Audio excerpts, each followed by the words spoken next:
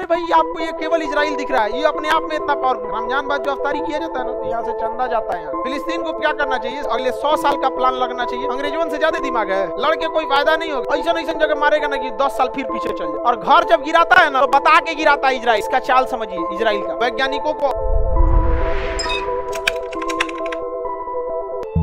फिलिस्तीन को क्या करना चाहिए, शांति से सारे देशों के बीच में बैठ के और जितना जगह मिल रहा है उतने ले लेना चाहिए। समझ आएगी नहीं क्या? उसके बाद पढ़ाई लिखाई पे ध्यान देना चाहिए। अगले 100 साल का प्लान लगना चाहिए। वैज्ञानिकों को अलग से पैसा दो, राष्ट्रपति से ज्यादा सैलरी वैज्ञानिक का, मिसाइल बनाए, तोप टैंक सब बनाना चाहिए यहाँ पे। लेकिन ये इतना शर्त रखे हैं सब कि फिलिस्तीन की सेना नहीं रख सकता है, फिलिस्तीन एयरफोर्स नहीं रख सकता, फिलिस्तीन नेवी नहीं रख सकता है, फिलिस्तीन के पास केवल पुलिस रहेगी। अंग्रेजों से ज्यादा दिमाग है नहीं, तो बेटर है कम से कम जीवन तो सुख से जी सकते हैं। लड़के कोई फायदा नहीं होगा। समझ में कि नहीं गया? लड़के कोई फायदा होगा। अरे भाई आपको ये केवल इजराइल दिख रहा है, ये अपने आप में इतना पावरफुल है। इसके साथ अमेरिका है, ब्रिटेन है, फ्रांस है, यूएनओ है, नाटो सेना है, सब इसी के साथ। इनके साथ कौन आएगा? फिलिस्तीन के साथ। ये सब तो पैसा देके इन सबको अफ्तारी के लिए पैसा भेजता है। रमजान बाद जो अफ्तारी किया जाता है ना, तो यहाँ से चंदा जाता है यहाँ, और लड़ेंगे इजराइल से। हमारी आदत है हम थोड़ा बात को खड़े बोल देते हैं, और जो फिलिस्तीन समर्थक होंगे उनको बुरा लग जाता है। हमारी भाषा पे मत जाइए, मैसेज पे जाइए, क्या हम कहना चाह रहे हैं। सबके बोलने का टोन अलग अलग होता है। आगे बढ़े। ये गाजा पट्टी समझ में गया?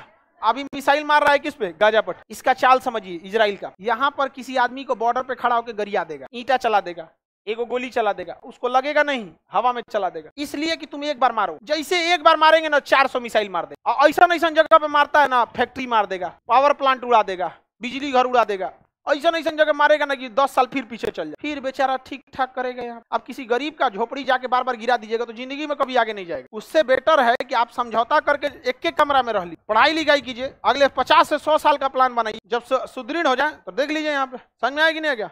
हम लोग के समय भी था, एगो हमारे रिलेटिव में चाचा लगेगा, तो एक बार ऐसे बोला था, देख लेंगे तुमको रही औकात क्या है तुम्हारी। हम लड़े ही नहीं थे। आज हम बस उनसे मुस्कुरा के मिलते हैं। बस हम एक बार चाचा बस इतना बोलते हैं कि जानते हैं मेरा याददाश्त बहुत तेज है, अंदर अंदर समझ जाता है कहना क्या चाह रहे हैं। लड़े रहते तो कुछ नहीं कर पाते। आज नापो ससुरे तू नहीं, औकात कैलकुलेटर लेके। सब चीजें नहीं करना चाहिए कभी। आप लड़ाई नहीं कीजिए, हमेशा अपने से बलशाली से अगर मिल रहे हैं तो कॉम्प्रोमाइज करके निकलिए, जब तक कि उसके बराबरी नहीं हो जाता। नहीं तो ये तो डेली मार, इसकी स्ट्रेटजी है। एक गोली मारेगा, कहेगा गाजा वालों ने मिसाइल मारा, लेकिन फिलिस्तीन का कोई नहीं मारा।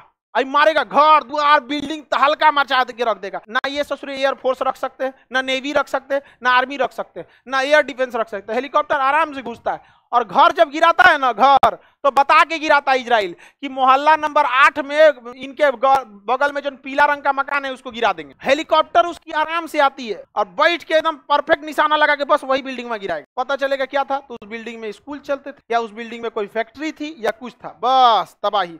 और जब भी ये होगा तो उस देश के लोग विद्रोह करेंगे। ये जानता है कि मारेंगे आज और तुम्हारा आग बबूला होगा ही, और फिर कहेगा कसम खाते हैं हम बदला लेंगे, फिर ये एगो बम फोड़ेंगे, फिर मारे। वो सारा है, समझ रहा है कि नहीं? बच्चों को भी नहीं छोड़ता, नहीं छोड़ता है बाबू। देखिए इजराइल की भी मजबूरी, अगर इजराइल हथियार नहीं उठाएगा तो ये लोग खा जाएंगे। इजराइल 6 देश मिल के आए थे आरती उतारने के लिए, जिंदा जला देते सब। इजराइल छोड़ दीजिएगा ना, जिंदा मार देगा सुबह। मिजाज में कुछ सख्ती भी जरूरी है। लोग पी जाते अगर समंदर खारा ना होता।